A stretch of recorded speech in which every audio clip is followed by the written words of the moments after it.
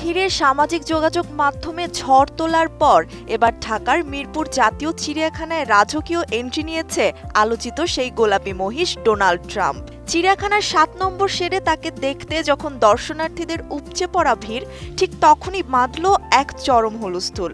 খাঁচার সামনে চিড়িয়াখানা কর্তৃপক্ষের ঝুলিয়ে দেওয়া পরিচিতি বোর্ডে দেখা গেল এক অদ্ভুত কাণ্ড।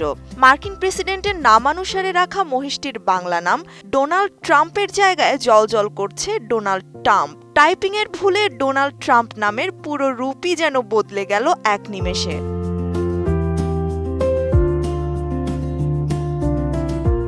চিড়িয়াখানায় আসা সচেতন দর্শনার্থীদের চোখে এই ঐতিহাসিক বানান ভুল ধরা পড়তেই তা মুহূর্তের মধ্যেই ভাইরাল হয়ে যায় সামাজিক যোগাযোগ মাধ্যমে। নেটিজেনদের হাসির খোরাক জাগানো এই ট্রাম্প কাণ্ড নিয়ে ফেসবুকে রসাত্মক পোস্ট দিতে ছাড়েননি খোদ অন্তর্বর্তীকালীন সরকারের সাবেক উপদেষ্টা ডক্টর আসিফ নজরুলও।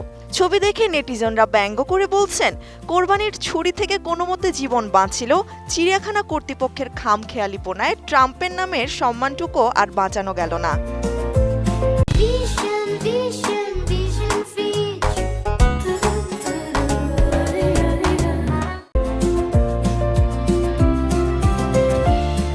প্রায় ৭০০ কেজি ওজনের এই বিরল গোলাপি সাদা অ্যালবিনো জাতের মহিষটির মাথায় সোনালি ঢেউ খেলানো চুল আর চোখের ভিন্নধর্মী বৈশিষ্ট্যের কারণে খামারিরা শখ করে এর নাম দিয়েছিলেন ডোনাল্ড ট্রাম্প। এই রূপের জোরেই দেশের গণ্ডি পেরিয়ে ব্রিটিশ সংবাদ মাধ্যম দ্য টেলিগ্রাফ, দ্য ইন্ডিপেন্ডেন্ট এবং আন্তর্জাতিক বার্তা সংস্থা AFP, রয়টার্সের মতো বিশ্বখ্যাত গণমাধ্যমে জায়গা করে নিয়েছিল এই মহিষ।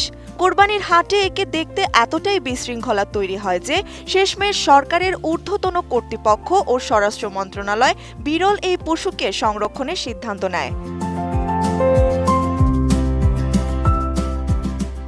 মহিষটির মূল ক্রেতাকে তার প্রাপ্য টাকা বুঝিয়ে দিয়ে পুলিশি পাহারায় গত বুধবার রাতে আনুষ্ঠানিকভাবে একে হস্তান্তর করা হয় মিরপুর চিড়িয়াখানায়। তবে যে আন্তর্জাতিক তারকা মহিষকে বাঁচানোর জন্য খোদ মন্ত্রণালয়কে নামতে হলো, তাকে বরণ করে নিতে চিড়িয়াখানা কর্তৃপক্ষের এরকম চরম গাফিলতি ও বানান ভুল সাধারণ মানুষকে যেমন হাসিয়েছে তেমনি জন্ম দিয়েছে ক্ষোভেরও।